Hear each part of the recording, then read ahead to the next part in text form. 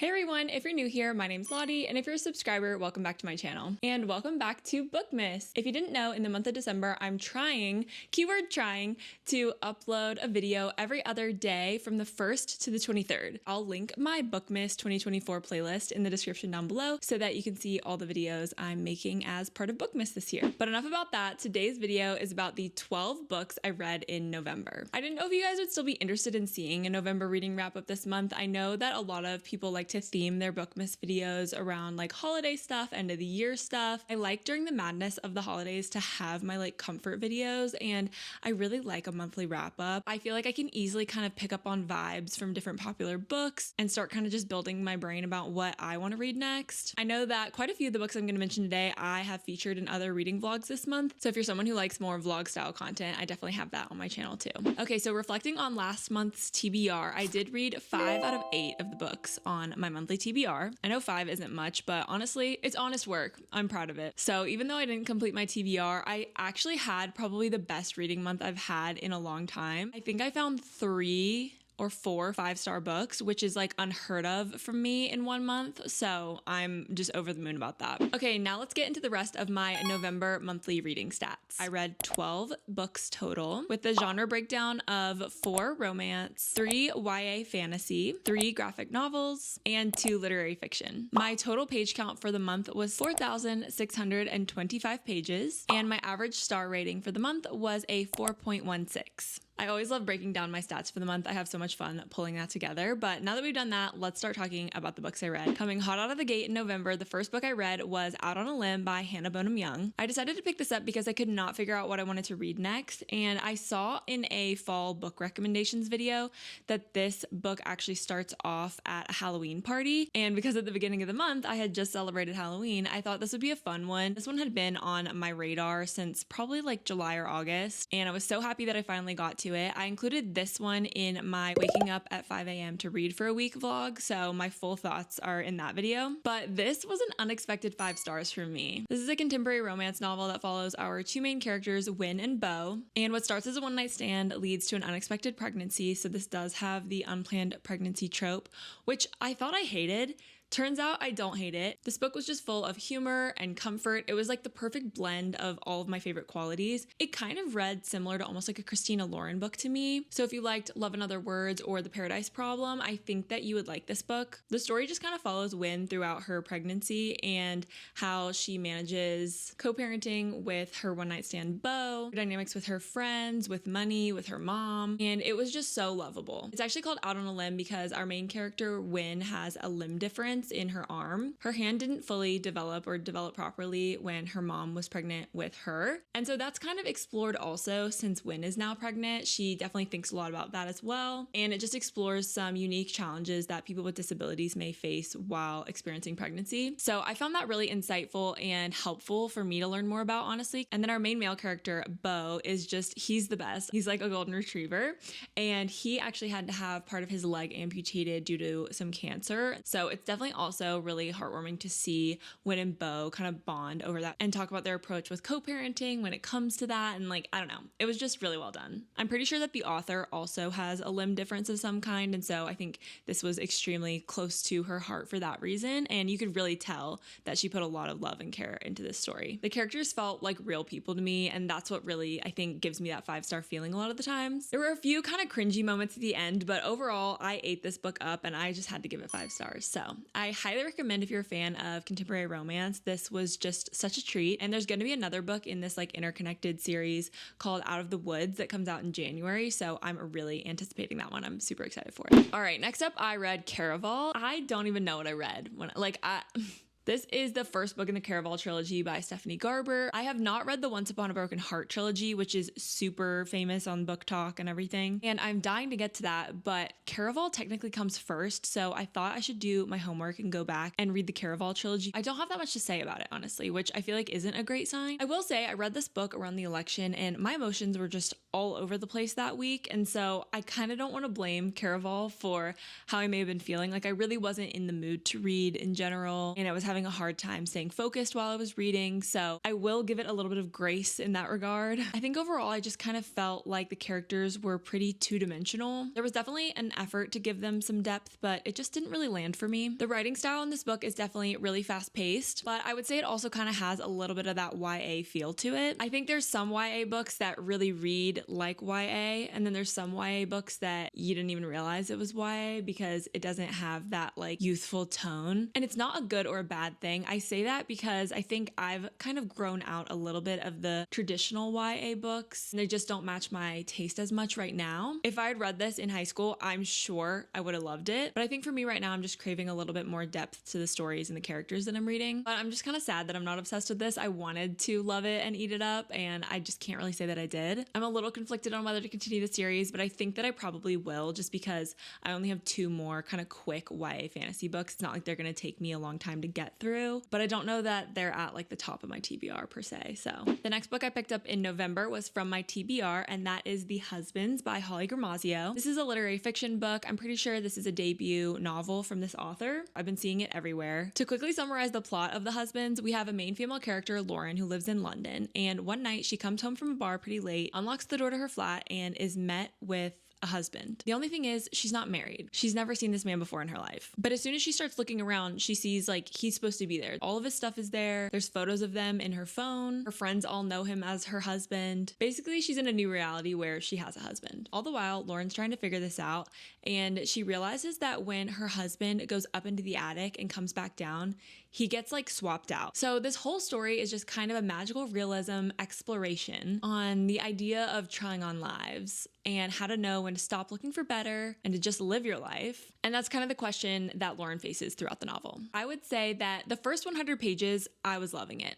And then somewhere around the halfway mark, it started to lose me. There were a few different characters and plot points that I found really interesting that the author kind of kept coming back to in order to keep me interested or make me care more. But ultimately, they didn't play a huge role in like the point of the story or what happened. So it felt kind of unsatisfying towards the end because I was like, well, why did I care so much about them when they didn't even matter? Like there were certain husbands I got really attached to and then they were just gone. Because Lauren swaps out like hundreds of husbands. And this is all taking place over the course of like a year. So it's not just like a week-long experiment. It's like a full-on life crisis. I think it's important to note that this is not a romance book. It's very specifically about Lauren and her journey. But I don't know. I think after a while, I just started to feel disconnected from Lauren. I really liked her in the beginning, but I just wasn't feeling as clued into her like emotional state after a while, I guess. I also kind of struggled with this book because I felt like there wasn't a lot of diverse imagery throughout the book. We were kind of stuck in like a couple of key spots or settings throughout the book. One of them being Lauren's flat in London, given that that's where the crux of the story takes place. I think overall I was just hoping this is going to be a little bit more of an emotional story, and I think its purpose was more so for entertainment. So if it sounds like an interesting concept to you, definitely give it a try. It was entertaining for sure, and I found it pretty lovable and definitely a novel concept. I think I'm gonna end up giving this one about a 3.5 stars. I think I've just read better magical realism, point of life kind of books this year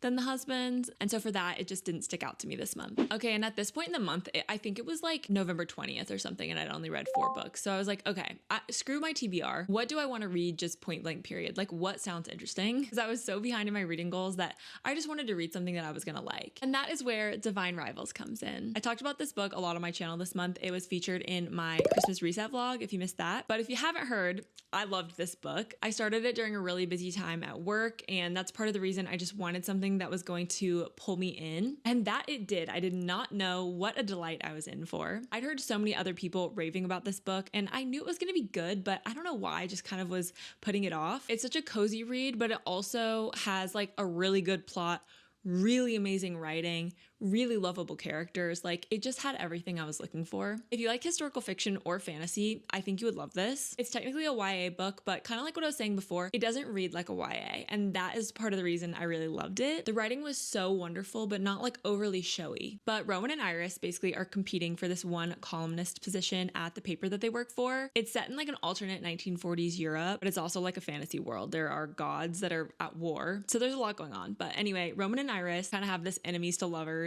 plot line that is just the best. They're never like true enemies, but they definitely like compete with each other. And then it's so much fun to hear what they're actually thinking about one another versus what they're saying to each other. And you also get dual POV. I love a good dual POV moment. I just love the way they spoke, and I was genuinely so connected to the characters. And like I was saying before, I think when I feel really connected to the characters, when I feel like they're real people, I tend to get that 5-star feeling. And that happened for me with Divine Rivals. So you have to read this if you haven't, and that's all I have to say about it. All right, next book I read in November was The Cinnamon Bun Bookstore by Lori Gilmore. I was feeling guilty that I was neglecting my TBR. I also talk about this one in my Christmas reset vlog. This is the second book in the Dream Harbor series from Lori Gilmore. It's just a small town romance series, and it's supposed to be like Gilmore Girls and Stars Hollow, and then each book just follows like a different couple in the town. So this one followed Hazel and Noah, and I'm not gonna lie guys, like these are not good, but they've just gone completely viral on TikTok because like, look at these covers. These are good little palette cleansers, and that's why I picked this up. They're so cute and cozy, and don't get me wrong, it's a fun little vibe. They just don't have a lot of plot, and they kind of feel like ChatGPT could have written them. I'm so sorry. And if you like these, I definitely get it. They're just like cozy, spicy little romance books. I also think for me lately, romance just hasn't been hitting as hard. I think because we're getting into the colder months, I'm just craving more like fantasy, historical fiction, emotional reads. My main gripe with this book is that I thought it was going to be the perfect November read because it looks like November on the cover. There's fall leaves. It comes after the Pumpkin Spice Cafe and before the Christmas Tree Farm. So, right, you would think this is the November book. No, it was set in like July and August the whole time. So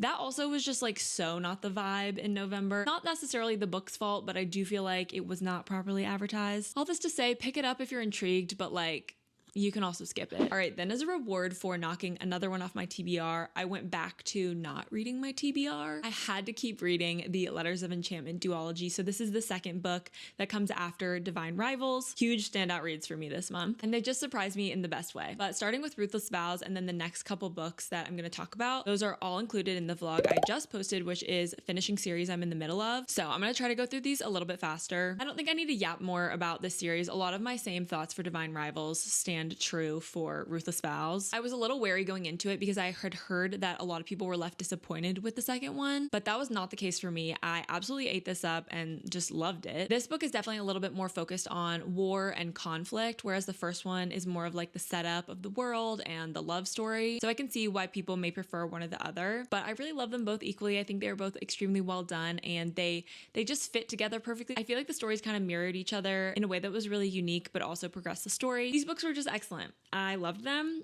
I think I would give this one maybe 4.5 stars. It wasn't quite as good as Divine Rivals to me, but definitely a 5-star series overall. And I just love them. So, okay, then I read 3 more books the same day, which you're probably like, Lottie, how did you read 3 books in one day? Well, they were graphic novels. So these are the Heartstopper graphic novels, volumes 3, 4, and 5. So it takes me about an hour, I would say, to read one of these because they are just so bingeable and so lovable. I'm sure a ton of you have heard of the Heartstopper series because it is just so popular. I started reading Heartstopper back in June, and I picked up books 1 and 2. And then I took a break because I wanted to watch the Netflix show. I kept putting off watching Heartstopper because I was worried I was gonna watch past where I had read and not realize it, if that makes sense. So I decided to just go ahead and read the rest of the series. If you didn't know, the Heartstopper books are about 2 young men, Nick and Charlie, who become friends at their high school. And what starts as an unlikely friendship develops into something more romantic. So you actually get to follow the love story of Nick and Charlie throughout all of these books. This has been my first graphic novel series that I've like really gotten into, and I've just loved it. They're really heartwarming, cozy books. Volumes 1 and 2 follow Nick and Charlie kind of for a year, and it's split into 2 books. And volume 3 follows them over the summer after that first year on a school trip to Paris. One of the best things about the series is that it's really able to touch on some hard topics that